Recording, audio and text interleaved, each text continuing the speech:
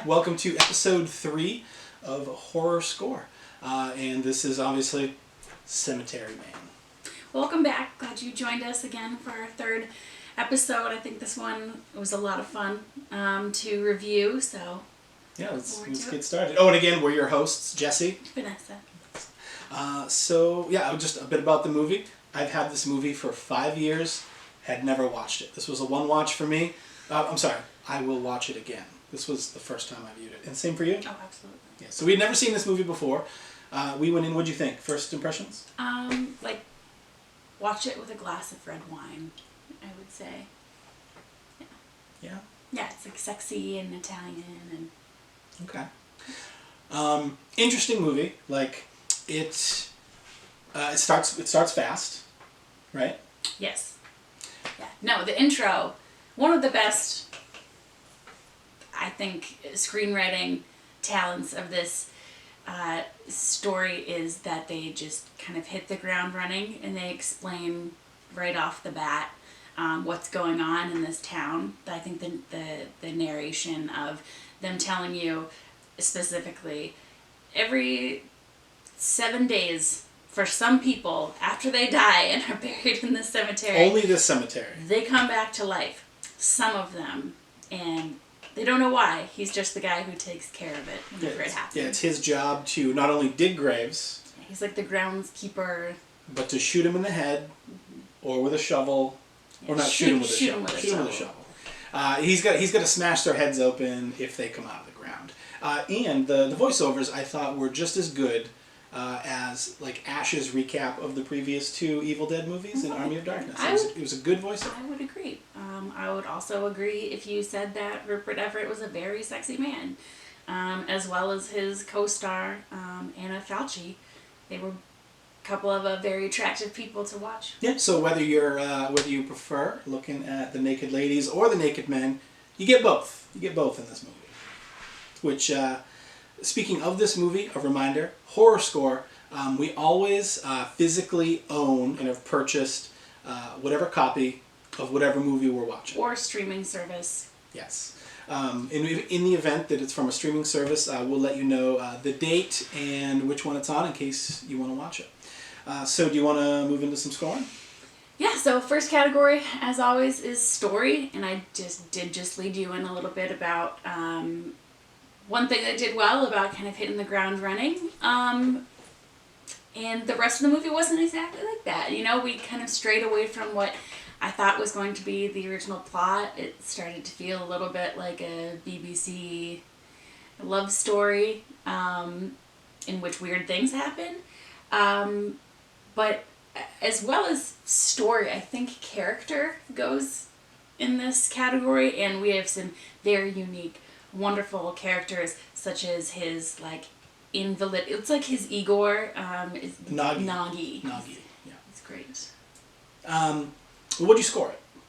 I scored it 10, and that I'm pretty sure it was lower, and then I took into account Nagi. I did the opposite. I had the movie higher at first on story. I was like, oh, this is going to be neat. We're going to learn something about the mystery of this graveyard, why stuff keeps coming back to life, and the plot kind of meanders from there. A man got distracted by a woman and kind of got away from the purpose of his life. So I originally had it a 13, and as the movie went on, it lost plot points for me, and I gave it 11. 11 plot points. Well, which takes us to category number 2. Which is the antagonist, the villain. The monster, the bad guy. The monster. There were a lot of zombies in this movie. However, I never felt like our characters were in danger at any point. There was no real, fear. And because it's told through the narrative lens of this man, what he's concerned about is this woman, and he's not concerned about the zombies. So the zombies become a footnote later on. There's some good zombie gore. There's some really good zombie get-ups, right. But nothing we haven't seen before in terms of there's a guy in a suit who came out of the ground with a briefcase. There's a bride, So outside of practical effects and that kind of thing, and just based on the antagonist, I would give it an 8. I also gave it an 8. We've all seen zombies before. Nothing special about these zombies either. And then we kind of wonder, like, were the zombies the villain?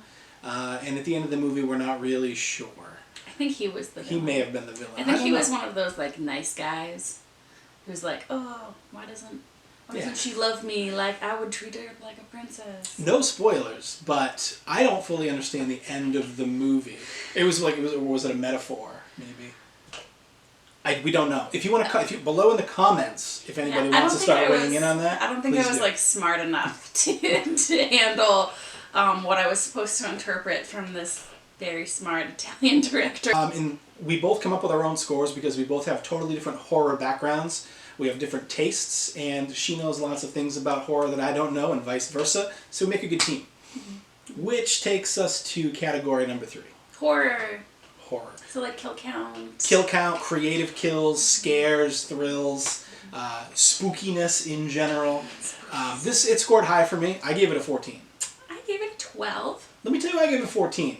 We see a bus full of Boy Scouts and nuns go off a cliff.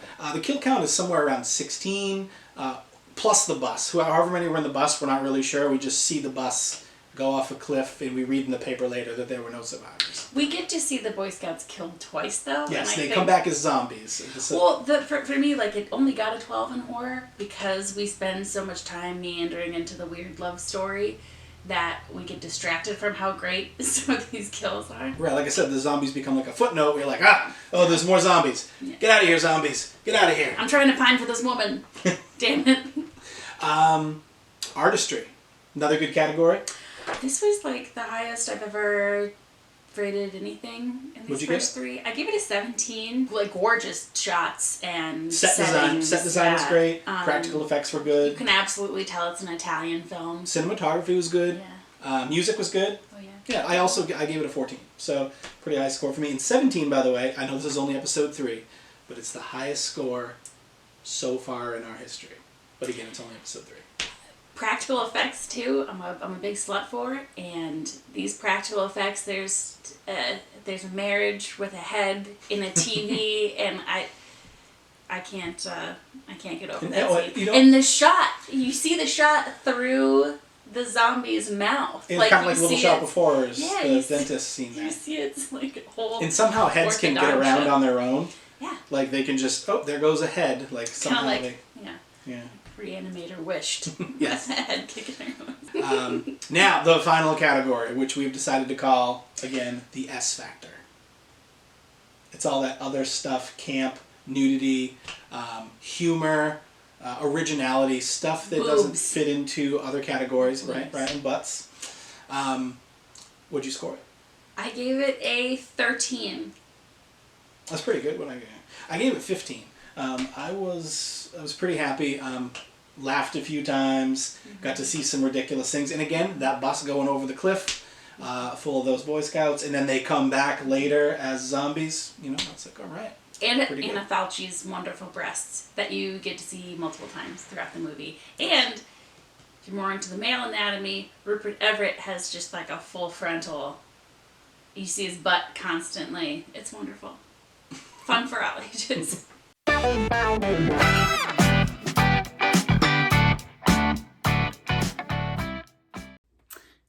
So my one sentence synopsis of this movie, which I do recommend and you should check it out, is man falls in love with a woman, never learns her name, offers to cut off his penis for her, and then wonders why it didn't work out.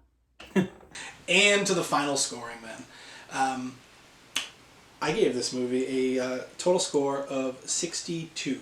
Which makes the average pretty easy because I gave it a 60. So in total, 61 points for Cemetery Man.